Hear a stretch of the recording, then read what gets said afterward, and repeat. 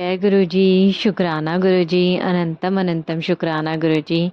गुरुजी महाराज जी के चरणों में कोटि कोटि प्रणाम और प्यारी संगत जी को जय गुरुजी। संगत जी, वीडियो को लाइक कीजिए, चैनल को सब्सक्राइब कीजिए और बेल आइकन को प्रेस कर दीजिए ताकि लेटेस्ट वीडियोस की जानकारी आपको मिलती रहे। और संगत जी, अगर आप भी अपना सत्संग शेयर करना चाहते हैं तो आपको डिस्क्रिप्शन में व्हाट्सएप नंबर और ईमेल आईडी मिल जाएगी। आप उस पर हमें अपना सत्संग लिखकर, टाइप करके या फिर रिकॉर्ड करके भेज सकते हैं।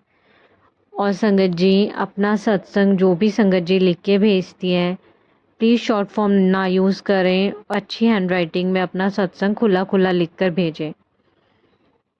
और संगत जी, जो संगत जी अपना सत्संग रिकॉर्ड करके भेजती है, प्लीज़ किसी शांत जगह पे बैठिए ताकि पीछे की आपके बैकग्राउंड की नॉइज़ ना आए, ताकि आपका सत्संग संगत जी को अच्छे से सुनाई दे।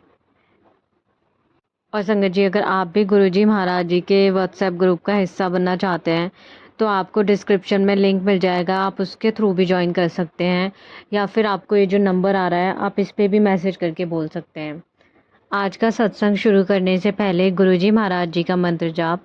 ओम नमः शिवाय, शिव जी सदा सहाय। ओम नमः शिवाय, गुरुजी सदा सहाय। जय गुरुजी, जय गुरुजी। संगत जी, संगत जी, आज का पहले सत्संग में आंटी जी लिखते हैं, जय गुरुजी, शुक्राना गुरुजी। मैं आज अपना शुक्राना सत्संग शेयर कर रही हूँ। कैसे गुरुजी ने हमें ब्लैक मैजिक और नेगेटिविटी से प्रोटेक्ट किया है। गुरुजी से जुड़ने के बाद मुझे पता चला कि किसी ने मुझ पर और मेरे परिवार पर ब्लैक मैजिक किया था। संगत जी, बहुत ब्लैक मैजिक किया था गुरुजी के। बहुत ब्लैक मैजिक के सत्संग मुझे फ्लैश होते थे और बीच में मेरे साथ इतनी सारी चीज़ें होती थी, मुझे लगता था हमेशा कोई ना कोई मेरे पीछे खड़ा है, एक काले साये के जैसे। मैं रात को सो नहीं पाती थी संगत जी, बहुत नींद आती थी पर आंखें बंद करने से डर लगता था। मैं स्टूडेंट हूँ और पीजी में सिंगल रूम में रहती हूँ। तो संगत जी, उस टाइम मैं इतना नहीं समझ पा रही थी कि कुछ, पर मुझे लग गया था कुछ तो है। पूजा करती हूँ फिर भी लगता था कि कोई खड़ा है पीछे। गुरुजी मुझे हमेशा मैसेज के थ्रू बताते थे कि तेरे पे किसी ने ब्लैक मैजिक किया है, वो तेरा कोई अपना ही है। मुझे समझ नहीं आता था कौन है वो, क्योंकि मैं तो बहुत कम लोगों से कनेक्टेड हूँ। अभी फिर मैंने बोला, गुरुजी जो भी है मुझे सपने के थ्रू दिखा दीजिए उसका चेहरा। पर पता नहीं, मैं अभी तक समझ नहीं पाई, लेकिन मुझे 2 लोगों पर शक है। संगत जी, गुरुजी कहते हैं तेरा शक सही है। ऐसे करके थोड़े दिन बीते और गुरुजी ने सपने के थ्रू मेरा सारा ब्लैक मैजिक को ख़त्म कर दिया। संगत जी, फिर मैं आराम से सोने लगी और मुझे अच्छा लगने लगा। बाकी मैं बहुत आलसी हो चुकी थी, ना नहाती थी ना पूजा करती थी और मुझे बहुत बुरा लगता था। पता नहीं, शायद सब उस नेगेटिविटी का असर था। उसके बाद सब अच्छा हुआ। उसके बाद सडनली संगत जी, मुझे होली से पहले फिर से गुरुजी ने ब्लैक मैजिक के सत्संग बहुत ज़्यादा एकदम से दिखाने लगे।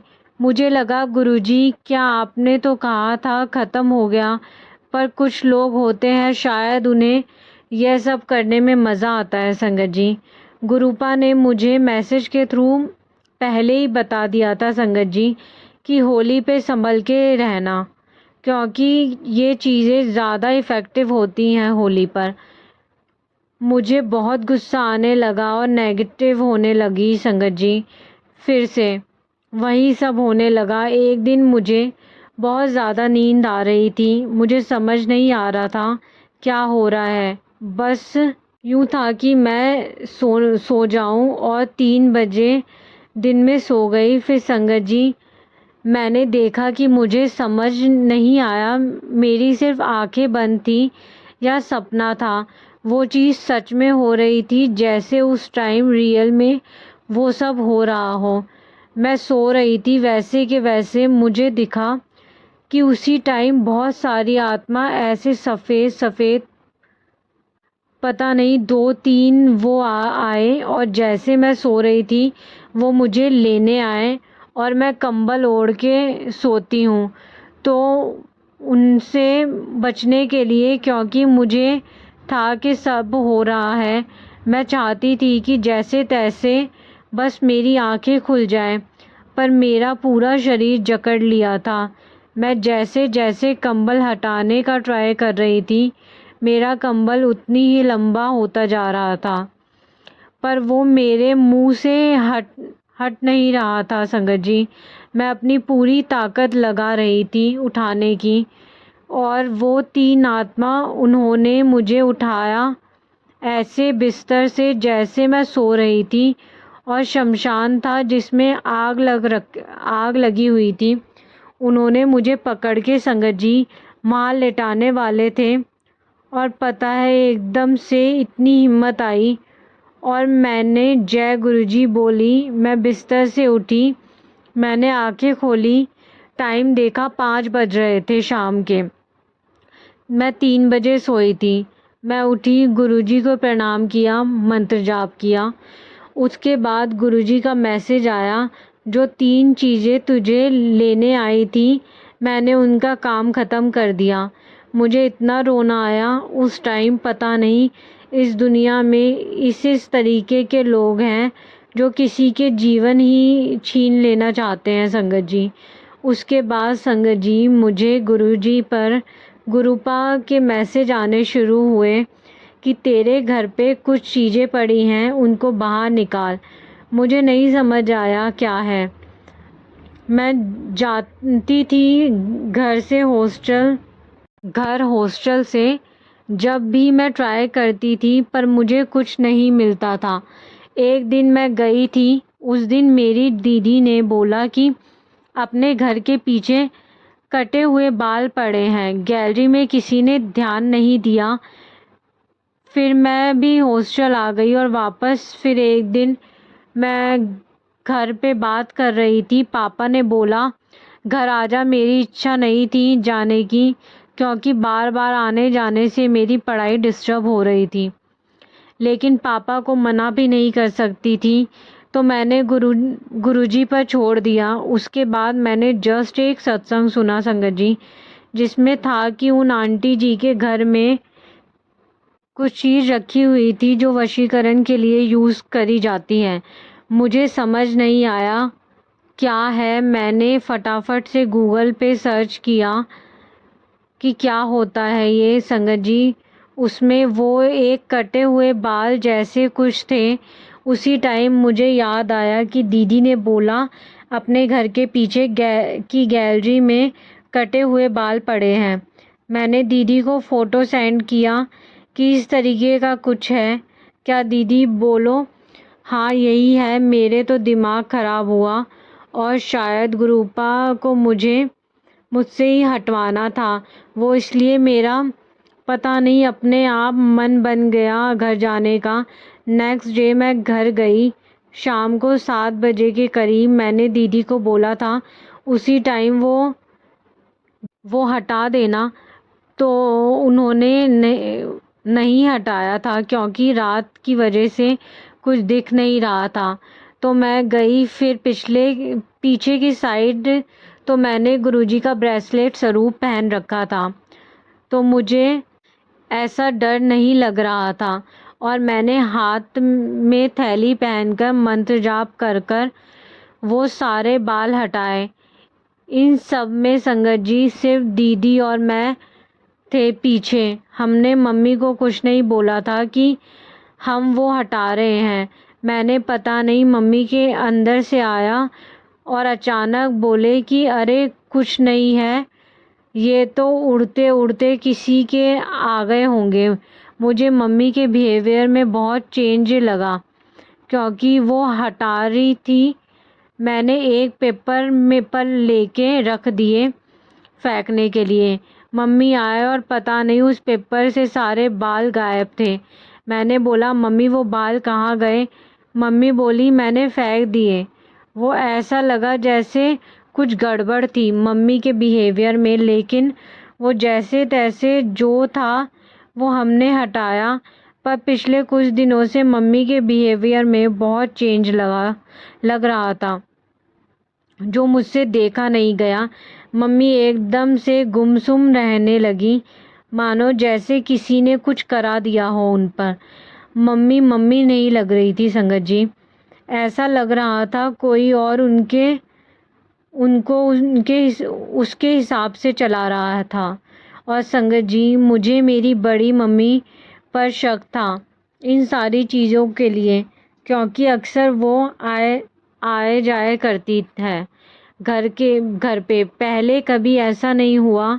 वो बहुत मीठा बनाती हैं, पर हम तीनों भाई बहन को पता था ये औरत सही नहीं है।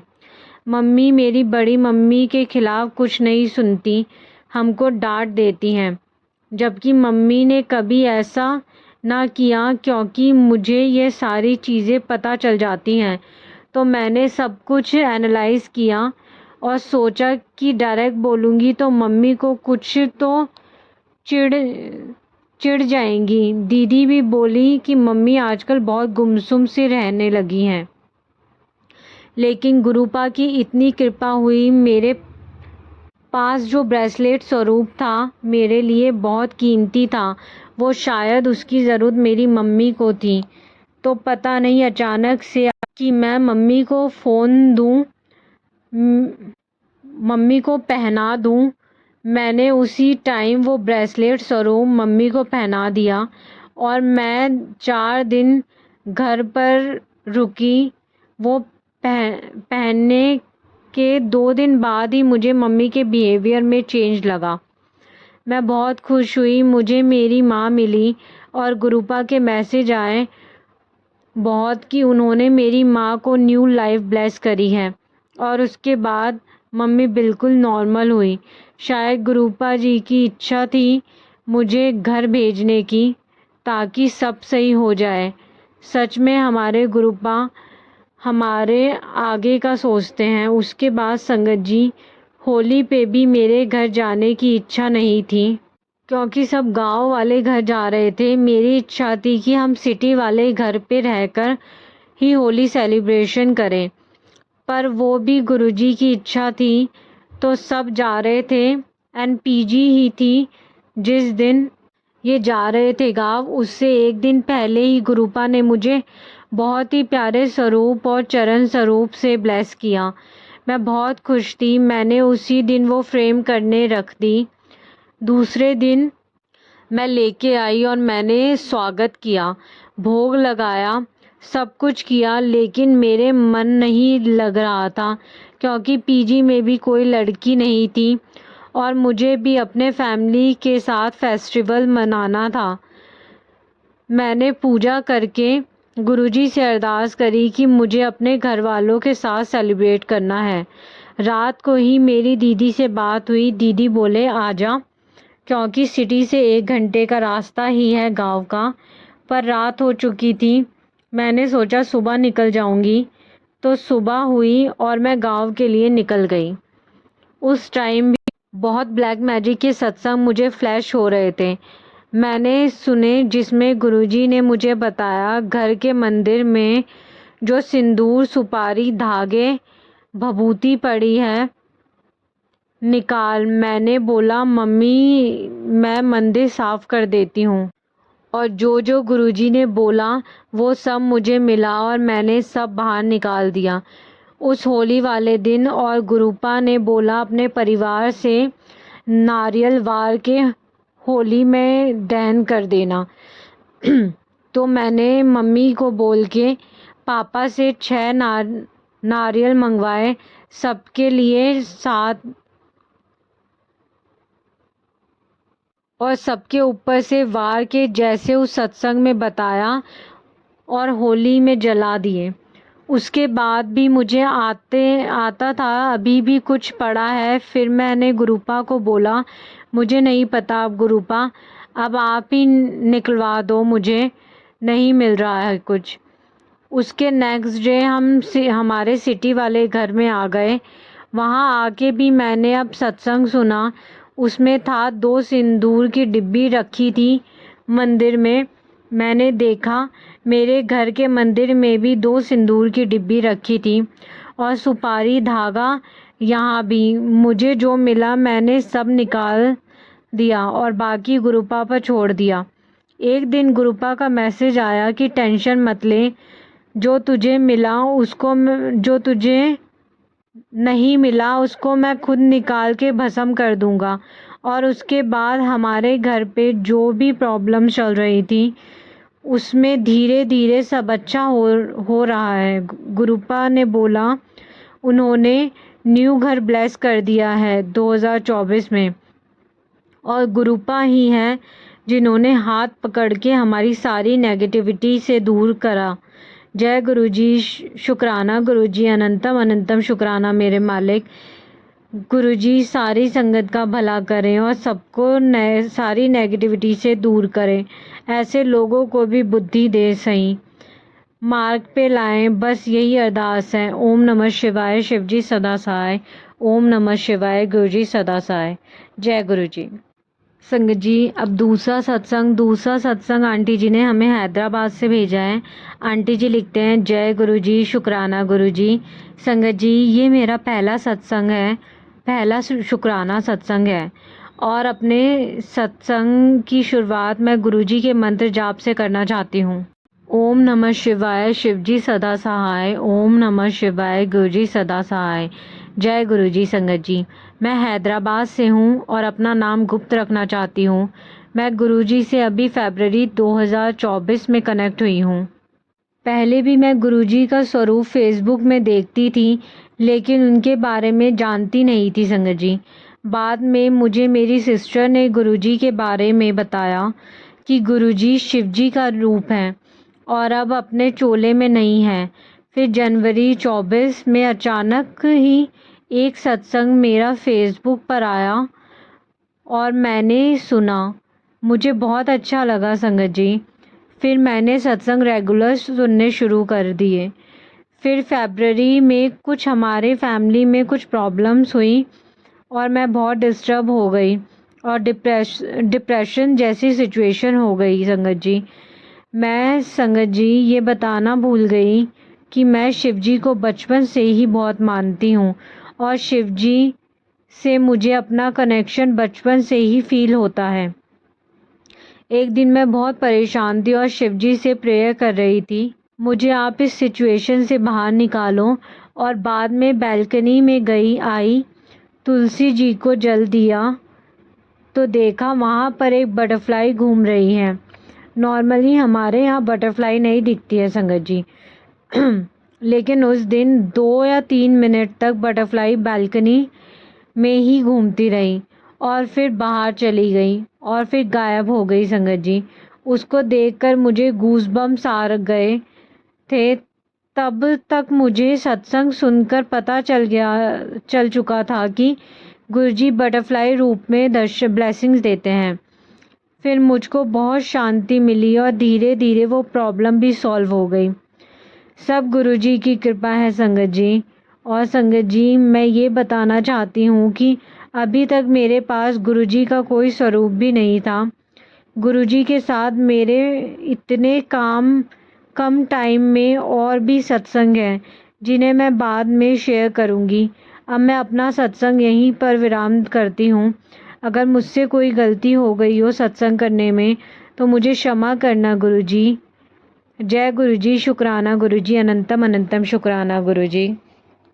जय गुरुजी। संगत जी, गुरुजी महाराज जी और संगत जी, मुझसे सत्संग पढ़ने में कोई भी भूल चूक हो गई हो मुझे माफ़ करिएगा। गुरुजी महाराज जी अपनी मेहर अपनी सभी संगत पे बनाए रखिएगा। माल का आप सब जानते हैं, माल का मेहर करिएगा। जय गुरुजी, शुक्राना शुक्राना शुक्राना गुरुजी। जय गुरुजी संगत जी।